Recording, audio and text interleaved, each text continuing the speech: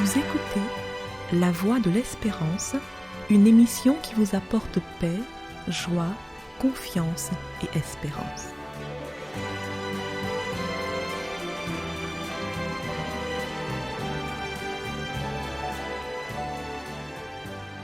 Bonjour la Guyane et bonjour à tous depuis la Guyane.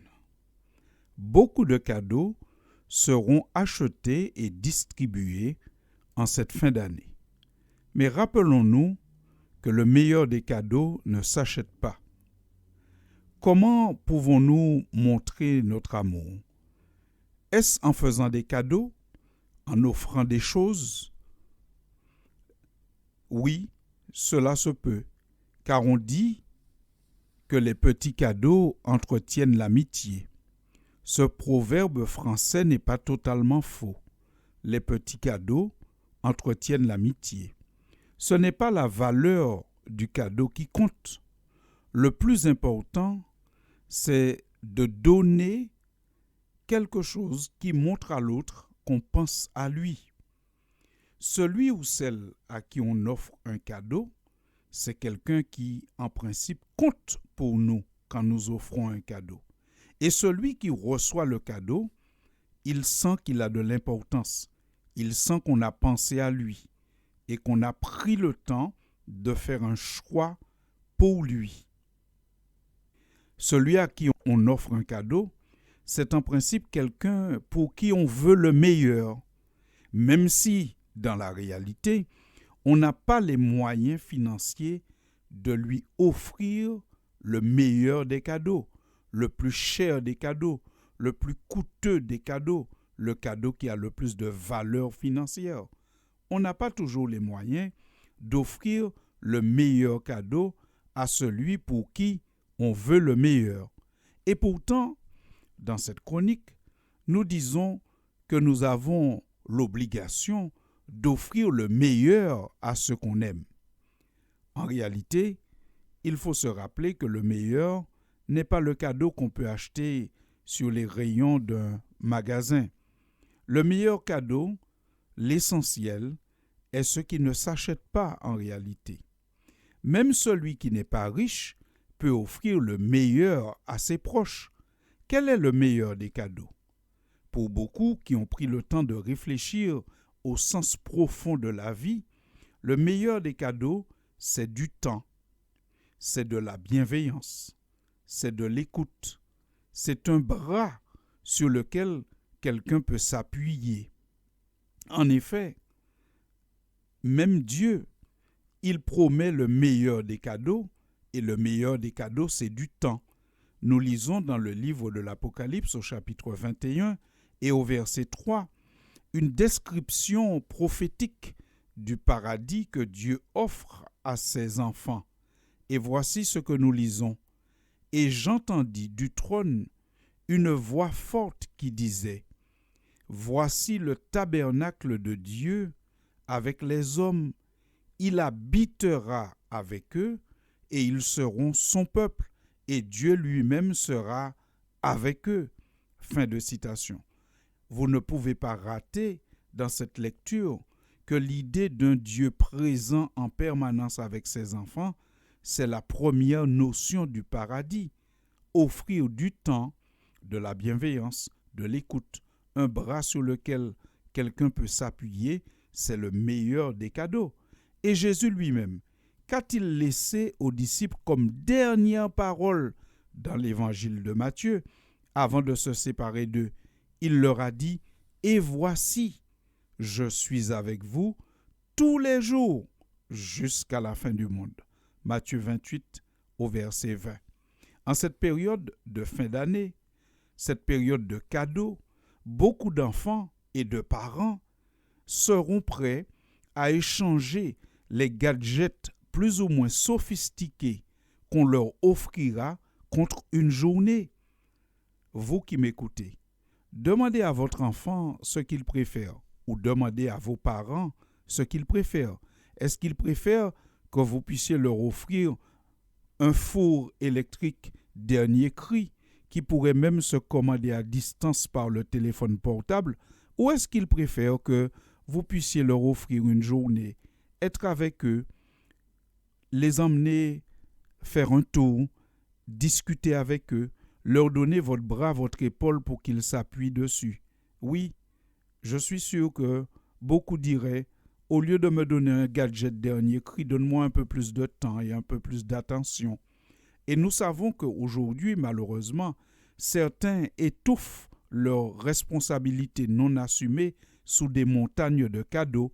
On donne parfois des cadeaux à ses enfants ou à son épouse ou à son époux parce qu'on se sent coupable de ne pas être présent pour lui. Mes chers auditeurs, rappelons-nous que nous devons offrir l'essentiel et que l'essentiel, ce n'est pas le téléphone dernier cri ou le four électrique dernier cri, mais l'essentiel, c'est du temps accordé, une présence bienveillante, un bras sur lequel quelqu'un pourrait s'appuyer. Rappelons-nous, chers amis, que l'essentiel, c'est aussi offrir à l'autre la connaissance de Dieu. Vous savez, tous les objets qu'on offre sont très rapidement obsolètes. Soit ils tombent en panne, soit ils sont programmés pour tomber en panne, ou alors ils ne sont pas utiles à tout. Mais la connaissance de Dieu est utile à tout et ne devient jamais obsolète, car Dieu est celui qu'on a besoin en tout temps et en toutes circonstances. Écoutez comment le prophète Jérémie nous le dit dans le chapitre 9 de son livre, dans les versets 23 et 24. Il dit « Ainsi parle l'Éternel, que le sage ne se glorifie pas de sa sagesse, que le fort ne se glorifie pas de sa force, que le riche ne se glorifie pas de sa richesse, mais que celui qui veut se glorifie d'avoir de l'intelligence et de me connaître, dit l'Éternel, de savoir que je suis l'Éternel qui exerce la bonté, le droit et la justice sur la terre, car c'est à cela que je prends plaisir, dit l'Éternel. » Fin de citation. Force et richesse peuvent disparaître très rapidement et parfois soudainement, mais la connaissance de Dieu est un bien utile, précieux, qui peut nous emmener jusque dans l'éternité. En effet, dans le livre de l'Apocalypse, nous voyons qu'il y a le groupe des rachetés. Ils portent différents noms dans ce livre. Parfois, on les appelle les rachetés, d'autres fois, on les appelle les 144 000. Mais en fait, ils ont été rachetés. On les appelle les rachetés. Ils ont été rachetés. Vous pouvez le lire dans Apocalypse 14 au verset 3. Mais par quoi ont-ils été rachetés? Est-ce par des cadeaux? Est-ce par de l'argent? Non. L'apôtre Pierre dit que tous ceux qui ont été rachetés ne l'ont pas été ni par de l'argent, ni par de l'or, mais par le sang précieux de Christ, comme d'un agneau sans défaut et sans tache. 1 Pierre 1 au verset 19. Nombreux sont ceux qui, en cette fin d'année, assisteront à un culte ou deux, une messe ou deux, et puis après disparaîtront des assemblées. L'Église ne les reverra pas pendant toute l'année. Chers amis, Dieu ne peut pas se contenter qu'on lui offre une ou deux présences en fin d'année à des périodes bien particulières et le reste de l'année, on n'a plus de temps pour lui. Rappelons-nous, il faut offrir l'essentiel. Et l'essentiel, c'est quoi? L'essentiel, c'est du temps, de la bienveillance, de l'écoute, un bras sur lequel on peut s'appuyer. Dieu ne voudrait pas qu'on puisse l'écouter seulement une ou deux fois dans l'année. Dieu veut une communion quotidienne, permanente, un temps de culte hebdomadaire. Et c'est ce que nous sommes appelés à lui offrir. Et nous terminons en nous rappelant ce qui est dit dans l'Épître aux Hébreux au chapitre 10, au verset 24 et suivant. La Bible dit « Veillons les uns sur les autres pour nous exciter à la charité et aux bonnes œuvres.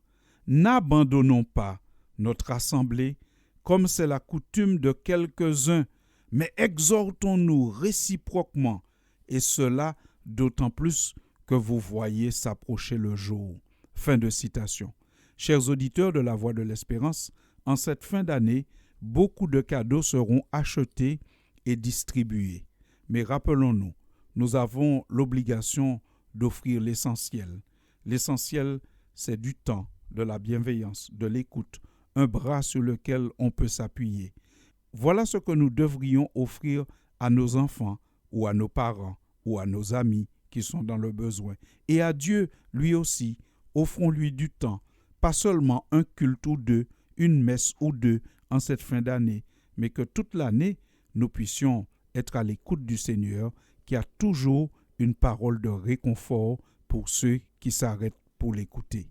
Que Dieu nous bénisse donc tous en cette fin d'année et je vous remercie pour votre attention et vous dis à très bientôt pour la dernière chronique de l'année. C'était La Voix de l'Espérance, une émission préparée par l'Église adventiste du 7e jour. Si vous désirez avoir une copie de la causerie d'aujourd'hui, demandez-la. Elle vous sera donnée gracieusement. Écrivez à La Voix de l'Espérance, boîte postale 169 97 324, Cayenne, CEDEX, ou téléphonez au 0594 25 64 26. Merci chers auditeurs et à bientôt.